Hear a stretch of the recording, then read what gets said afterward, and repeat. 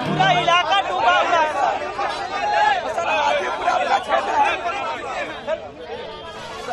आप लोगों के लिए हाजीपुर आपका क्षेत्र है।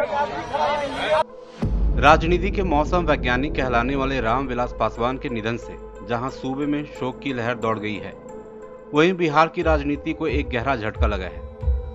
ये भी एक अजीब संयोग है कि गुरु और शिष्य का महानिर्माण एक ही दिन हुआ। जी हां, हम बात कर रहे हैं जयप्रकाश नारायण और रामविलास पासवान की। 8 अक्टूबर 1980 को जयप्रकाश नारायण का और 8 अक्टूबर 2020 को रामविलास पासवान का निधन हुआ। रामविलास पासवान जयप्रकाश नारायण के प्रबल अनुयायी थे। जेपी आंदोलन से निकले रामविलास पासवान जी ने भारतीय राजनीति में अपनी एक अलग पहचान बना ली। इन्होंने भारत सरकार में कई मंत्रालय की जिम्मेवारी बखूबी निभाई। लोक जनशक्ति पार्टी के अध्यक्ष रामविलास पासवान का जन्म 5 जुलाई 1946 के दिन बिहार के खगड़िया जिले में एक दलित परिवार में हुआ था।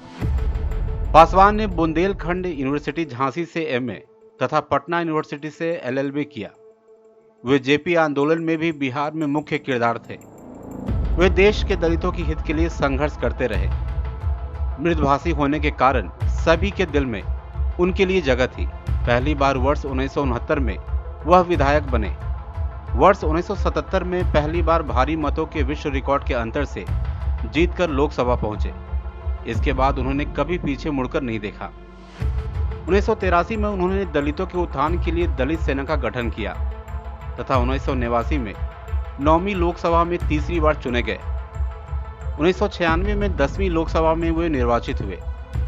2000 में पासवान ने जनता दल यूनाइटेड से अलग होकर लोक जनशक्ति पार्टी का गठन किया।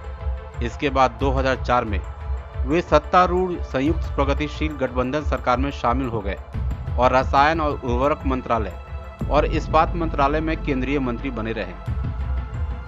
रामविलास पासवान ने 2004 के लोकसभा चुनाव जीते, लेकिन 2009 के चुनाव हार गए। 2010 से 2014 तक राज्यसभा सदस्य के रूप में चुने जाने के बाद वे 2014 के भारतीय आम चुनाव में हाजीपुर निर्वाचन क्षेत्र से 16वीं लोकसभा के लिए फिर से चुने गए। केंद्र में एनडीए की सरकार हो या यूपीए की, उनका महत्व समान रूप से बना रहा। उनके निधन से राजनीतिक और सामाजिक क्षेत्र में शोक की लहर दौड़ गई। रामविलास पासवान 6 प्रधानमंत्रियों के साथ काम कर चुके थे।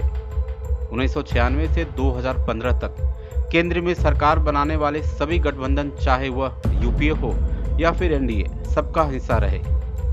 यही वजह रही कि लालू प्रसाद ने उनको मौसम वैज्ञानिक की उपाधि दी थी।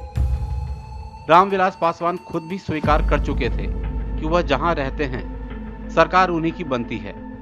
मतलब राजनीतिक मौसम का पूर्वानुमान लगाने में वे काफी माहिर थे। वे समाजवादी पृष्ठभूमि के बड़े नेताओं में से एक थे। हाजीपुर लोकसभा क्षेत्र से वह कई बार चुनाव जीते, लेकिन एक बार उन्होंने सबसे अधिक वोट से जीतने का Guinness book of world record बनाया था, VO4।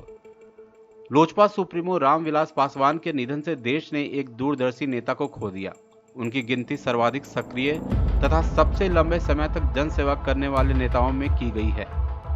वे वंचित वर्गों की आवाज मुखर करने वाले जनसेवक थे।